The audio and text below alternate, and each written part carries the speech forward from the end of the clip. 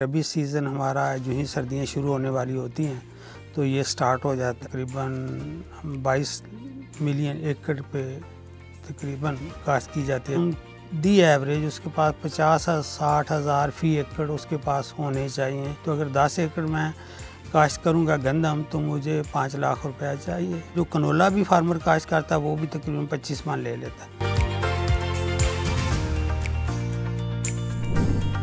अस्सलाम वालेकुम, बिस्मिल्लाहिर्रहमानिर्रहीम। आज हम बात करेंगे क्योंकि अभी हमारा रबी सीज़न अनकरीब शुरू होने वाला है कि इस रबी सीज़न में कौन सी फसलें काश्त होती हैं और उनका इकनॉमिक कंपैरिजन क्या है कि कितना उस पर ख़र्चा आता है, कितना उसमें आमदन होती है और फिर इस फसलों में रिस्क क्या है। और सबसे बड़ी बात है कि जो हमारा क्लाइमेट चेंज का एक बड़ा फैक्टर है और पाकिस्तान अमंग टॉप कंट्रीज़ जहाँ पे क्लाइमेट इफ़ेक्ट बहुत ज़्यादा आ रहा है और तेज़ी से आ रहा है। तो इसके लिए हमारी गवर्नमेंट को भी साफ ज़ाहिर प्लानिंग कर भी रही है, करनी भी चाहिए और हमें इंडिविजुअल लेवल पे भी इसको मद्देनज़र रखना चाहिए। ख़ास तौर पर हमारे जो किसान भाई हैं इनके लिए इसकी अहमियत बहुत ज़्यादा है। तो इसलिए अहमियत बढ़ गई है कि जब फार्मर एक इन्वेस्ट करता है, एक तो उसके पास इन्वेस्टिंग मनी बड़ी कम होती है और खुदा न खास्ता वो लॉस हो जाता है तो वो लॉस रिकवर करना बड़ा मुश्किल है। तो इसलिए आज हम बात करेंगे कि हम सोच समझ के डेटे को इस्तेमाल करते हुए, हालात को देखते हुए अपनी इन्वेस्टमेंट करें जो कि हम एग्रीकल्चर से रिलेटेड हैं और उस बारे में हम थोड़ा सा कोशिश करेंगे कि एक अवेयरनेस हो कि फार्मर सोचे कि यार वाकई पिछले 2 या 3 साल मेरे साथ क्या हुआ है और किस तरह से मौसम ने उसकी क्रॉप्स को या यील्ड्स को अफेक्ट किया है और उससे कैसे बचा जा सकता है। तो इस हवाले से जैसे मैंने अर्ज़ किया कि रबी सीज़न हमारा जो ही सर्दियाँ शुरू होने वाली होती हैं तो ये स्टार्ट हो जाता है और इसकी आम सादा डेफिनेशन ये है कि ये सर्दियों की जो फसलें जो हम गर्मियों के एंड पे ये सर्दियों के शुरू में काश्त करते हैं और सर्दियां ख़त्म होने के बाद गर्मी शुरू होने के शुरू के सीज़न में इसको अमूमन हार्वेस्ट कर लेते हैं। तो हमारे यहाँ पाकिस्तान में 4-5 बड़ी फसलें जो हैं रबी के हवाले से नंबर 1 पे गंदम है, नंबर 2 पे चने हैं, नंबर 3 पे सरसों है और फिर इसके अलावा हमारे बारले और दीगर जैसे लेंटल दालें हो गई या इस तरह की छोटी फसलें भी आती हैं। तो हर इलाके मुख्तलिफ़ इलाकों में काश्त की जाती है और मुख्तलिफ़ लेवल हैं फार्मर्स के। गंदम में मसलन ये है कि बड़ा इलाका भी है, इसके अंदर का तकरीबन 22 मिलियन एकड़ पे तकरीबन काश्त की जाती है। जो हर साल इसमें टारगेट बढ़ाया जाता है कि इसको हम ज़्यादा एरिया पे काश्त करें ताकि हमारी ग़िज़ाई ज़रूरियात पूरी हो सकें और उसको हमें करना भी चाहिए। लेकिन अब यह है कि मसलन इसका 40 किलो सीड है वो आपको 6,000 रुपये का सीड लगेगा। 2 बोरी DAP डालेंगे जो आज का रेट चल रहा है 15,000 का तो आपको 30,000 की वो डालनी पड़ेगी। 2 यूरिया है 3500 का, एक है बैग अगर 7,000। तो ये इसी तरह उसको MOP ना भी डालें, पेस्टिसाइड का एक दफ़ा वीडिसाइड का कंट्रोल करेगा तो 8 से 10,000 वो खर्चा है।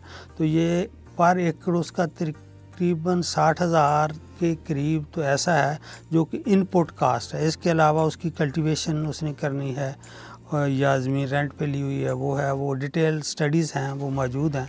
लेकिन ये है जिसको हम कहते हैं उसको इनपुट कास्ट है कि ज़मीन उसके पास है, उसने फौरी तौर पे ये काश्त करनी है और ये अमल उसको 1 महीने के अंदर अंदर मुकम्मल कर। तो इसका मतलब है कि उसके पास अगर उसने गंदम करनी है तो ऑन दी एवरेज उसके पास 50-60 हज़ार फ़ी एकड़ उसके पास होने चाहिए पहले से, ताकि वो ये सारा मरहला मुकम्मल कर सके सोइंग का। इस तरह दूसरी फसल मसलन कनोला है वो कंपैरेटिवली चीप है या उसमें कम अखराजात है। मसलन उसमें 2 किलो सीड लगता है तो अगर आप 1500 का भी करें तो 1500 में आपको जो आम रिसर्च इंस्टीट्यूशंस हैं, वहाँ से आप मिल जाएगा, या 2000 में मिल जाएगा। एक आपने DAP डालनी है 5000 वो हो गया, एक आपको यूरिया चाहिए होगी 3500 वो हो गया, और बाकी उसमें वीडिसाइड का स्प्रे का ऐसा कोई इशू नहीं है। तो इसका मतलब अगर आपके पास कोई 15,000 के करीब है तो आप 1 एकड़ कनोला काश्त कर सकते हैं। तो इसका मतलब है कि जो हमारे पास हमारे इन्वेस्टमेंट है या हमारे पास मनी है, उस बेस पे हमने डिसीजन करना है। तो मिसाल हम लेते हैं कि अगर मेरे पास 10 एकड़ ज़मीन है, तो अगर 10 एकड़ में काश्त करूँगा गंदम तो मुझे 5 लाख रुपया चाहिए, ठीक है ना। और अगर मैं कनोला काश्त करूँगा तो अगर उसको 15,000 है तो 1,50,000 चाहिए। तो मैं उस बेस पे डिसीजन करता हूँ, या फार्मर उस बेस पे डिसीजन करता है कि यार मैं क्या काश्त करूँ। तो उस हवाले से हमें ये चीज़ें मद्देनज़र रखनी चाहिए। और ख़ास तौर पे हमारी रिक्वेस्ट ये गवर्नमेंट फंक्शनरी से है कि यार अभी तक आपकी FCA की मीटिंग नहीं हुई जिसमें आपने टारगेट्स फिक्स करने हैं। उसके बाद सारे क्रेडिट का भी उसमें टारगेट आएगा कि जितना क्रेडिट डिलीवर करना है, ये करना है। तो जब हम FCA की मीटिंग अगर सितंबर या अक्टूबर में करेंगे, उसको इम्प्लीमेंट होते होते फार्मर तो पिस जाएगा। तो इसको थोड़ा सा शेड्यूल अर्ली करने की ज़रूरत है। हम तो रिक्वेस्ट ही कर सकते हैं, बड़े समझदार लोग बैठे हुए हैं इन पोस्टों पे, ये नहीं हम कहते कि उनको इल्म नहीं है, लेकिन हमारी रिक्वेस्ट है कि इसको जितना अर्ली हो सके उसको बंदोबस्त कर लिया जाए, इनपुट्स का भी, अवेलेबिलिटी ऑफ फर्टिलाइज़र का भी, सीड्स का भी और क्रेडिट का भी, ताकि फार्मर अपना उसमें देख सके कि मेरे पास इतना सरमाया है, इतना मैं इसको काश्त करूँगा। बुला भी फार्मर काश्त करता है, वो भी तकरीबन 25 मन ले लेता है।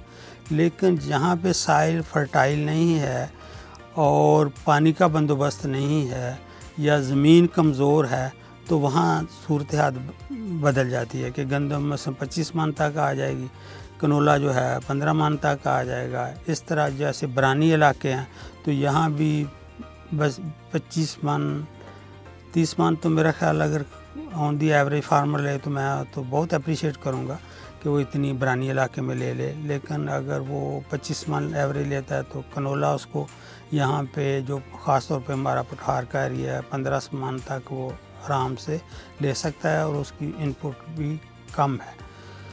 तो अगर वो गोरे कहते हैं इफ़ आई वर यू, कि मैं अगर हूँ तो मैं अपना जो प्लान बनाऊँ तो उसको मैं थोड़ा सा तकसीम कर लूँ ताकि मेरे रिस्क कम हो जाए। अच्छा, फिर इसी तरह बाज़ दफ़ा फ्रॉस्ट का सीज़न जो है एक्सटेंड हो जाता है और उससे भी क्रॉप की मतलब लॉसेस होते हैं। तो अगर इसी तरह इंसेक्ट्स या डिजीज़ का वाला ये, तो अगर हम वीट की मिसाल ले लें तो वीट में हम देखेंगे कि इसमें रिस्क क्या हैं। तो क्लाइमेट के हवाले से इसमें रिस्क है और कनोला में कंपैरेटिवली इसका रिस्क कम है। 2 तरह से वीट इफ़ेक्ट होती है। एक जब सडनली हाई टेम्परेचर जाता है एट द हार्वेस्टिंग टाइम या एट सीड सेटिंग टाइम, तो उस वक्त भी इसको नेगेटिव इम्पैक्ट आता है। जब इसमें ज़ालाबारी होती है पकने के वक्त और हार्वेस्टिंग के वक्त, उसमें भी इसका मेजर लॉस होता है। तो कनोला क्योंकि कंपैरेटिवली अर्ली पक जाता है तो उसमें वो उससे बच जाता है। यानी वो मार्च में अगर या 15 अप्रैल तक हम हार्वेस्ट कर लें तो वो उसमें ये 2 चीज़ों से उसको नुकसान कम होता है। होता ज़रूर है अगर उसकी फली जब पक रही है या हार्वेस्टिंग टाइम पे उसमें भी बारिश होगी, लेकिन जो डेटा अवेलेबल है उससे लगता है कि कनोला कंपैरेटिवली अभी क्लाइमेट इफेक्ट से कम इम्पैक्ट आ रहा है उस पर बनिस्बत वीट के। इसी तरह जो है मसला अगर हम बात करें कि जी इंसेक्ट पेस्ट या डिजीज़ के हवाले से, तो कनोला पे तेले का हमला होता है, वो हमें कंट्रोल करना पड़ता है, उसके लिए हमें स्प्रे करना चाहिए और वो है।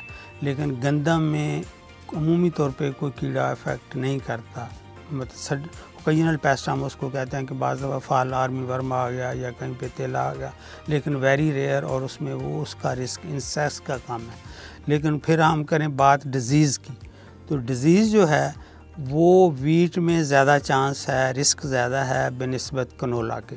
तो जिन इलाकों में मसलन ये हमारे ब्लाइट आती है, फंगस आती है जो लेट ब्लाइट और कर्नल डिजीज़ आती हैं, और ख़ास तौर पे जो ससेप्टेबल वैरायटीज़ हैं वो भी हमें मद्देनज़र रखना चाहिए कि पहली बात क्या है कि ससेप्टेबल वैरायटीज़ हम काश्त ना करें, और अगर हमारा 2-3 ईयर बैक डेटा है तो उसको हम मद्देनज़र रखते हुए डिसीजन करें कि हमने क्या करना है।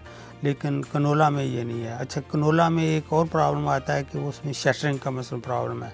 वो शटरिंग मतलब 5 से 15% तक शटर कर जाती है अगर हम प्रॉपरली उसको, जो वीट में कंपैरेटिवली नहीं है। तो इस हवाले से ये जस्ट एक अवेकनिंग के लिए हम बात कर रहे हैं कि फार्मर अपने एनालिसिस कर ले, बैठ के मशवरा कर ले कि यार मुझे क्या करना चाहिए ताकि उसके रिस्क कम हों और उसकी अर्निंग बढ़े और उसकी प्रॉफिटेबिलिटी बढ़े। उम्मीद है कि आपको हमारी बातें कुछ पसंद आई होंगी। अगर पसंद आई हैं तो दूसरे दोस्तों से भी शेयर करें और आपस में ख़ास तौर पे डिस्कस करें कि यार ये जो बात है इसमें क्या है। ठीक है, बहुत सारे दोस्त ऐसे कहेंगे कि यार ये ऐसे मारते हैं कि ये तो अल्लाह पे है। ठीक है, अल्लाह ताला, लेकिन अल्लाह ताला ने हमें अक्ल दी है कि हम हालात को देखें, उसको एनालिसिस करें और उसके मुताबिक फ़ैसला करें और फिर अल्लाह ताला पे छोड़ दें। जो अल्लाह ताला हमारे लिए बेहतर करेगा इंशाल्लाह हमारे लिए अच्छे रिज़ल्ट्स आएंगे। और इसी तरह हमारे जो कनकेव के बाकी फील्ड टीम है वो अक्सर हम कहते हैं कि वो आपकी हेल्प के लिए मौजूद है। उनके थ्रू या हमारे डायरेक्ट नंबर पे हम आप कोई भी इशू या आपके ज़हन में कोई सोच आई हो, सवाल आया हो, तो हमें उस पे हमारी जो व्हाट्सएप का सिलसिला है उसमें से भी आप हमें मैसेज करके उसका आंसर ले सकते हैं और हम इंशाल्लाह आपकी खिदमत के लिए हाज़िर हैं। Thank you very much.